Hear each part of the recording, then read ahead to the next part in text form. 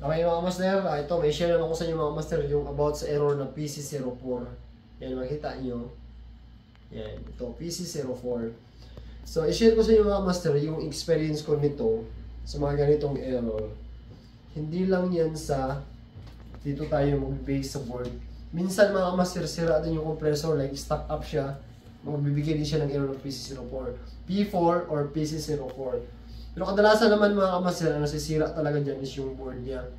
Lalo na yung medyo may edad na yung unit natin, like 5 years na pataas. Ito yan siya. So, dito kasi mga master sa amin, lalo na yung medyo may edad na yung unit, ang papalitan talaga namin buong board talaga siya.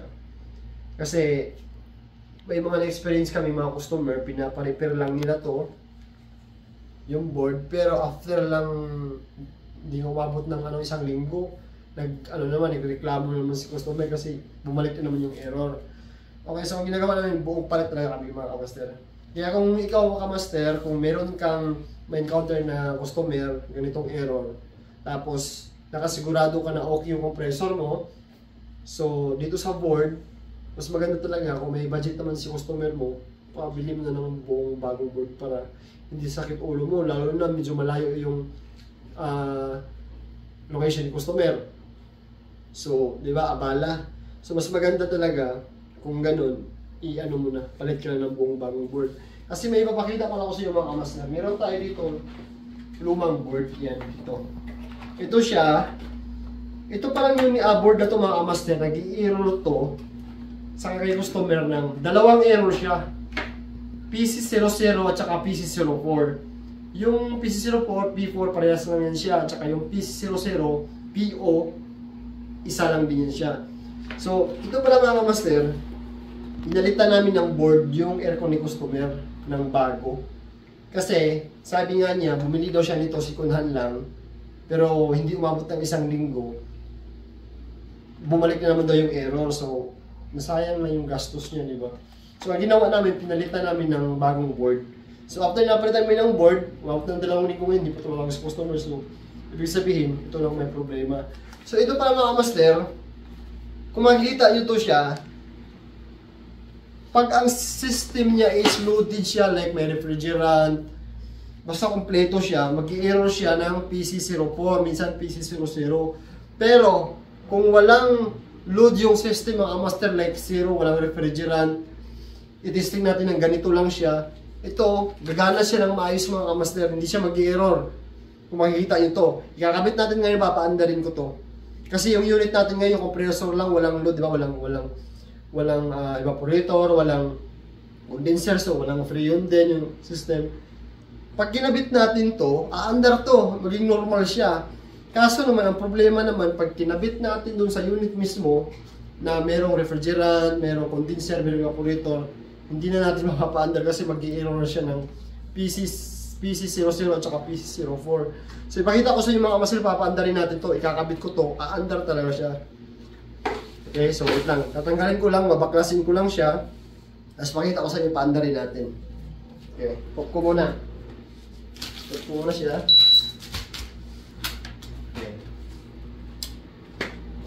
Tapos muna natin.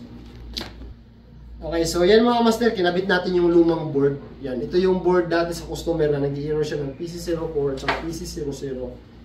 So, saksak natin. Okay. So natin. Ito sa mga master, andar yung compressor. Andar to, tingnan nyo. Kasi lalo na ngayon, marami akong nakitang sa mga page ngayon mga master.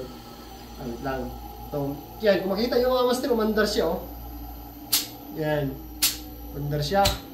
Kasi, walang load yung system natin. Kaya yung paandarin. Pero pag meron na yan, wala na. Mag-error siya ng PC04, PC00. Yan, oh.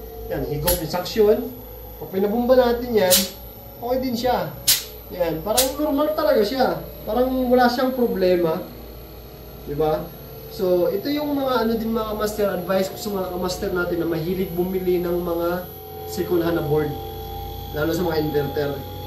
Kasi marami akong nakita ngayon, yung po natin kasi maingay. Yan, okay naman siya, mandar siya.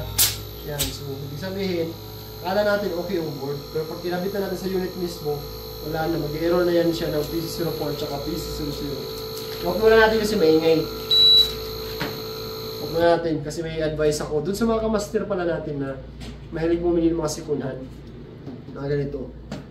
Kasi syempre, kadalasan ngayon ako, nagbibinta ako ng board tulad niyan. Punta ko, bili ka sir, bili ka ng board, sikunhan. Papaandarin ko yan, papakita ko sa inyo, videohan ko, ganun. Ganitong gagawin ko. So, isasaksak ko, paandarin ko, tapos papakita ko sa inyo, umandar yung compressor. So, akala natin, kondisyon yung board na bibili natin sikunhan. Okay? Diba? Dito ngayon, umandar siya. Ngayon, pag diniliver ko na sa'yo, syempre nagbabayad ka na, di ba? Tapos ikaw magkakabit. Ngayon, pagkabit, gano'n ang mangyayari. Mag-i-error siya. So, syempre, hindi mo na maibalik kasi ikaw nikabit, sabihin na doon sa seller na, hindi, tapos na po, wala na yan. Kasi nung dito, pinakita ko naman sa'yo, diba? Mandar naman siya ng maayos. Kaya, ang advice ko mga kamaster, kung meron kang bibilhin ng mga second hand, dapat talaga, nandun ka sa pagbibilhan mo ng board. Tapos, papaandarin nyo, hindi ganito. Papaandarin nyo yung may condenser, may evaporator, may load yung system. Tapos, pa-observe paandarin nyo yung mga 30 minutes to 1 hour. Tapos, observe mo yung airflow ng indoor unit kung malamig. Ganun lang. Huwag kayong pumayag na bibili kayo ng ganun lang. I-check paandarin, ganito lang siya. Yan, ganyan lang. Andar talaga yan kasi hindi pa loaded yung system niya eh. Kayang paandarin. Kasi itong IPM na itong mga kamaster o yung IGBT niya, may tama na yan siya. So, ngayon, katulad yan, yung iba, hindi ipapa-repair. Katulad yan, 5 years na or more than 5 years na. Ang daming ano niya, no? Part sa board na yan. Siyempre, ngayon makikita nila ito lang ang sira. Ito lang ang papalitan niya. Paano yung ibang ano, mga component niya, di ba? Yung mga parts na luma na rin. Siyempre, pag pinalitan yung bago, yung pinalitan nila ng sira, bago yun. Paano naman yung iba? Kasi bibigay pa rin yun siya. Kaya kung ako sa inyo mga master, mas advice ko talaga na kung may budget naman si customer nyo, buong board na build-in nyo. Huwag na yung ano, mga build pa kayong second hand o mga repair. Paparepair mo na yung lumang unit, ay yung board. Lakit ulo nyo, abala lang. Okay?